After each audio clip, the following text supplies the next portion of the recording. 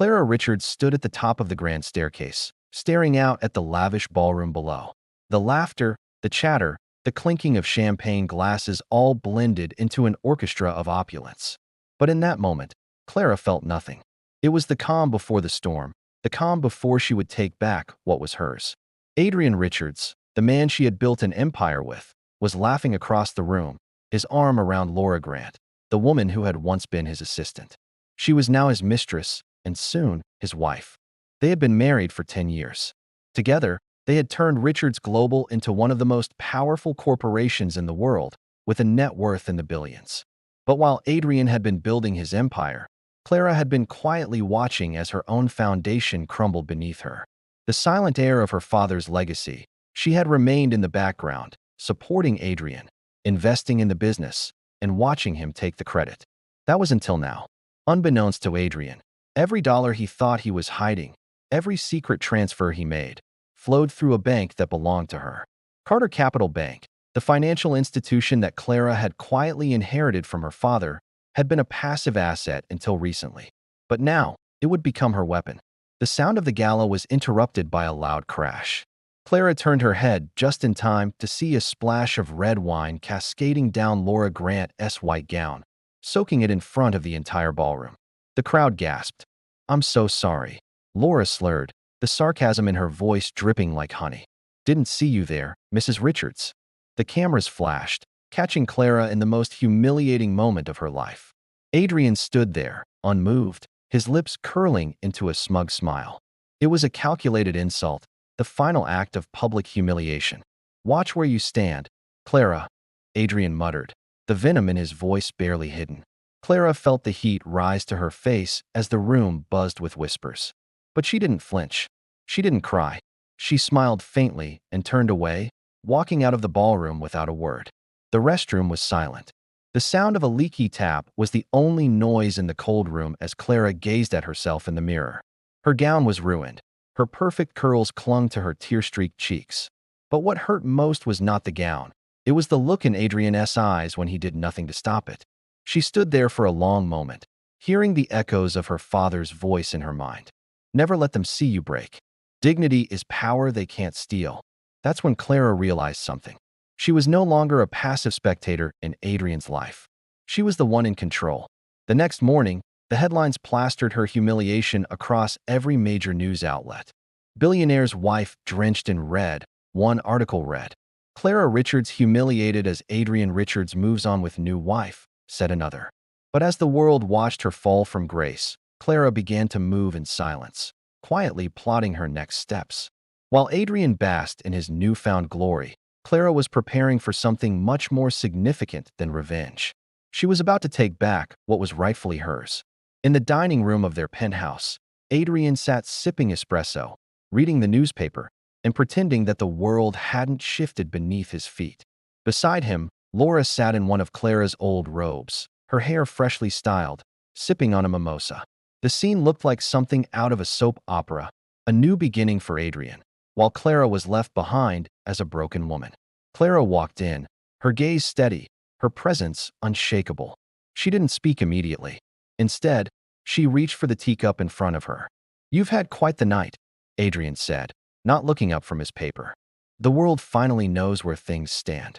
Clara's fingers tightened around the porcelain. "And the joint account?" she asked, her voice calm but calculating. Adrian smiled. "Already taken care of. Consider it efficiency." Clara felt a sharp pang of anger, but she masked it with a smile. "Then I suppose I'll hold my peace," she said softly. Later that day, Clara went to his study. She wasn't looking for anything specific, but her eyes fell on a folder marked Acquisition Final Signatures. Inside, she found the documents she needed, forged signatures, her name scrawled across papers she had never signed.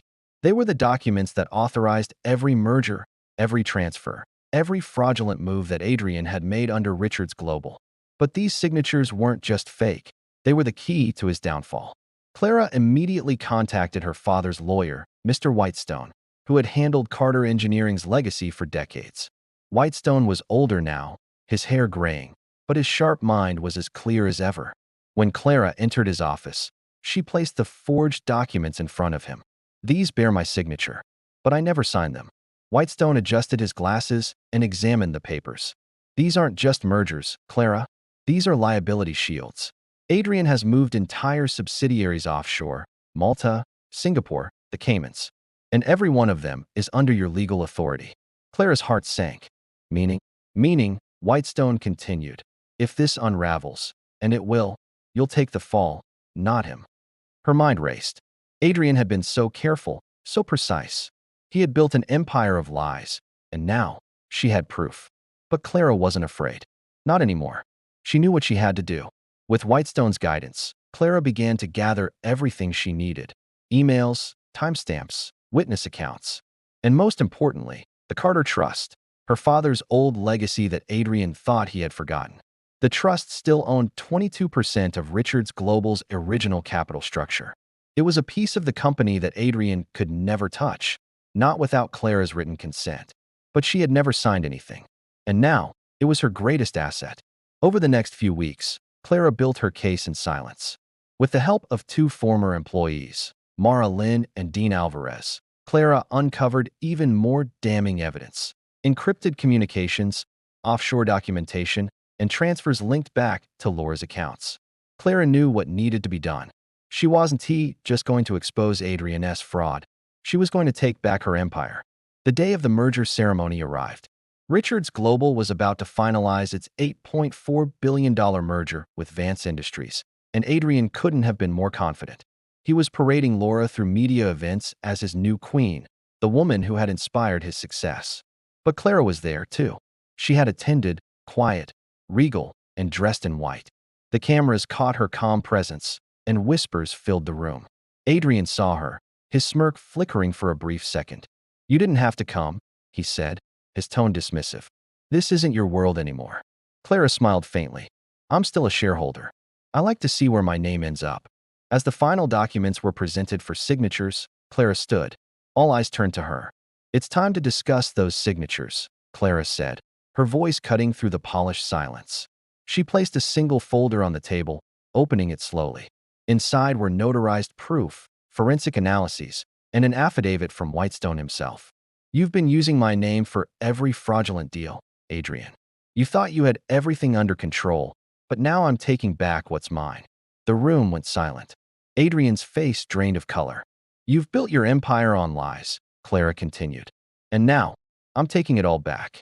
The world watched as Adrian's empire crumbled. The merger with Vance Industries was immediately voided.